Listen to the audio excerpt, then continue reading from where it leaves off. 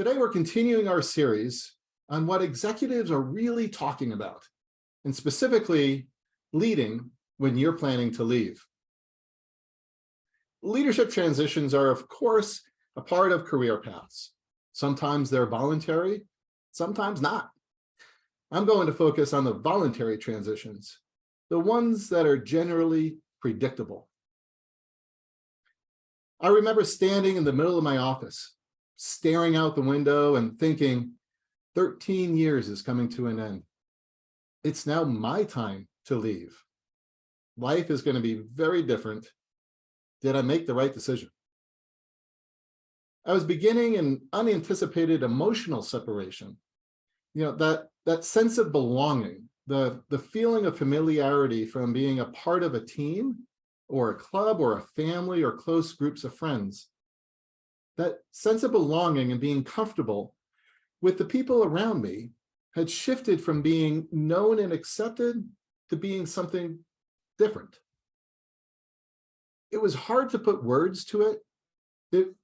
It was as if I was in the balcony watching myself move slowly from office to office as I told the other senior leaders about my departure and eventually the rest of the organization. There was a sense of relief, confusion, fear, sadness, all rolled over me in unpredictable waves of emotion. I've left a few organizations, but the first one was the most difficult. I was surprised by my reactions. I assumed there would be excitement as I looked to the next leadership role, and that was true. What I was not prepared for was figuring out how to navigate the personal relationships and letting go. Being faced with the tension of the shadow side of my ego, wanting recognition, to actually focus on myself instead of others. And I'll say it's hard to admit that, but as we gather as a community of whole and intentional leaders, I think it's important to be authentic and vulnerable. That's what's meant when we say we're having real conversations. It is said that the brain can't be both critical and creative at the same time. In that context, how is it that I show appreciation and support of others when I'm blocked by my own selfish needs of feeding my ego? I knew I had to manage that shadow side of my ego. I needed some time in silence to help release the mind clutter, to arrive at a place of service, reminding me of my purpose for that day. Sometimes this was sitting in a meditative state. Other times it was just not listening to the radio on my commute. Sometimes, quite honestly, it just didn't happen. What does leadership look like when leaving? It looked like making sure the tasks were complete and nothing would be missed while the next leader is onboarded. The thinking and problem-solving activities were easy. Documenting critical work processes and passwords was time-consuming, but doable. But I also wanted to define my remaining weeks and days by how I supported the next leader to be successful, a kind of pay-it-forward approach. This may sound thoughtful, and it was, but I also knew it was feeding my ego of potentially being regarded as a thorough predecessor. My hours did not dwindle, they increased as I strove for perfection in the transition. I often had to check in with myself and Regina, my wife, to make sure that what I was doing was for the best of the organization versus the best for my reputation. Not all situations were either or. Many times there was mutual benefit, which was comfortable and acceptable. I share this tension because I often find that when I'm doing things that are more for my benefit, the gesture or action just falls flat as it's not serving a higher purpose. The personal relationships, particularly with those reporting directly to me, had a different kind of intensity in the spirit of a servant leader. I I wanted to do as much as possible to make sure my teammates had everything they needed to be successful. For some, that was listening or simply authorizing the much needed new computer. And for others, it was asking challenging questions about the path of their career and how they wanted to be perceived by the new leader. Having an explicit conversation about what narrative they wanted to write. It was going to be like starting over, a clean slate with no history. And in these conversations, I was also discovering the need to let go. Letting go that my vision was no longer the North Star.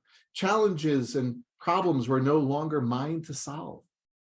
With the senior team, we first evaluated whether it was appropriate for me to be involved and whether to make the final decision. Or would that lock in an approach or path that should be determined by the new person? It was uncomfortable. What was needed was stepping aside and filling a role more of a facilitator or an observer instead of a decision maker. I was recognizing that the organization may benefit from a different leadership style and approach, and that's okay. Reinforcing that anything I do is temporary, and to seek comfort knowing that any decision over my tenure was the best decision possible, given the information we had at the time, even if it didn't have the best outcome. I didn't realize how much I was holding on until I realized I had to let go. What would it be like to lead purely for supporting others in pursuit of a meaningful mission? Well, as I think about answering that question, I'd say, starting with the end in mind. Seeking a pure heart of love for others focuses our attention away from our needs and redirects us to the needs of others in a healthy way. I have found this much easier to say than to rigorously practice. What it means to me is doing my best to hold up people when they're struggling, while also being honest and direct, maintaining inclusion, equity, and accountability for all, and building trust in the relationship every day. As a leader who seeks ways to guide and support others on their career journey, there's a natural endpoint. Either you or them will be moving on. And leading into that as a measure of purposeful success can be motivational, at least it is for me. And that reflects more of my most recent experience after leaving an organization that I was an interim director for. I think my transition when you're saying goodbye to colleagues and friends can be difficult, but knowing that you're leaving well in advance provides an opportunity to be intentional about coaching others to learn from work experiences with an eye for their long-term development. Recognizing their success and celebrating with them, that actually kept my focus on them instead of me. What to do when you're approaching your final weeks and days? There are three things that come to mind. First, to build connection. Second, to reflect. And third, to celebrate. The first, building connection. We're all connected. How do we build that connection even as we depart? Well, I would suggest asking questions that you may not have asked before, but perhaps you should have, and you don't want to completely miss the opportunity to learn from them. So now is the time.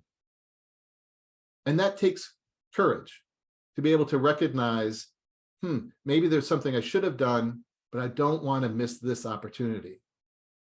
Reaching out and leaning into meaningful conversations with a spirit of continuous learning by asking those closest to you, the ones that you're working day to day perhaps and have those closer relationships, these four questions.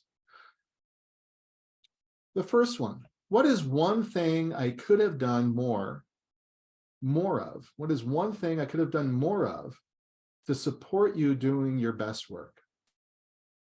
The second, what is one thing I could have done less of to help you feel more fulfilled at work?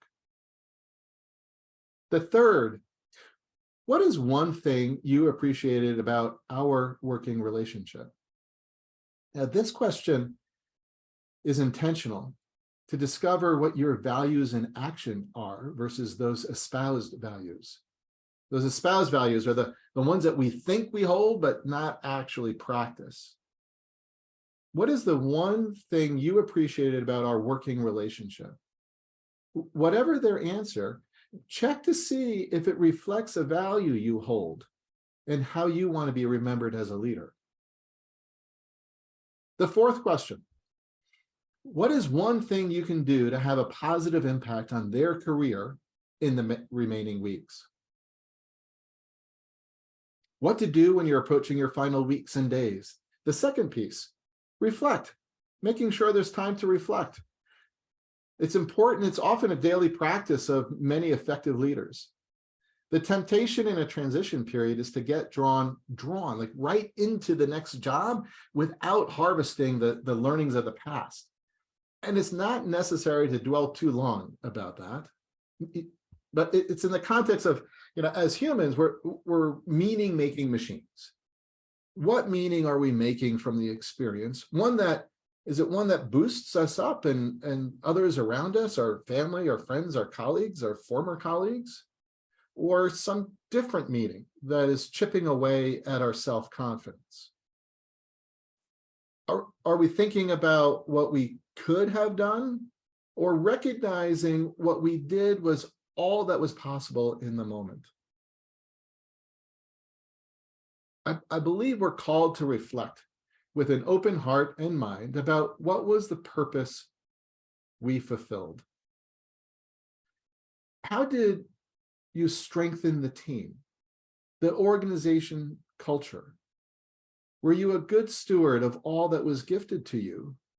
Did you maximize profits and or advance the social mission? Whether we considered ourselves originally called to the role we're in, or it just evolved, there is a reckoning about whether we used our talents and skills to not only make the organization better, but did we really invest in a meaningful way in the people around us? How were your gifts, your talents, used for good? Did you bury your talents by taking the path of least resistance, the safe path? Or were you bold and invest them in intentional focus for the maximum return on investment? I've done both for sure. I've taken the safe path at times by avoiding conversations or organizational challenges because I knew they made me feel uncomfortable and I just didn't want to do it. Sometimes I avoided them because I just didn't know what to do. At times, and in my heart, I knew I could do something, but my something was choosing to do nothing. But I could also say I was bold. I used my skills as a facilitator, coach, and collaborator to bring agreement to pursue pathways needed to achieve strategic goals. I spoke to colleagues about their development and went deep to say things that no one else had said before, and it was appreciated. I recently heard someone say, there's a reason why the rear view mirror is small and the windshield is big. I love that phrase. There's a reason why the rear view mirror is small and the windshield is big. Time to reflect on the past has its value to help us reap the benefits of the lesson of the experience that may be more clear now than when we were in the moment. And then see them in the rear view mirror for what they are and literally change our gaze forward with the insights, perhaps with a new sense of curiosity about ourselves and with a new vision through the windshield for a bigger future. The third piece about what to do in those remaining days and weeks. Celebrate. Create a list of some of the accomplishments you are most proud.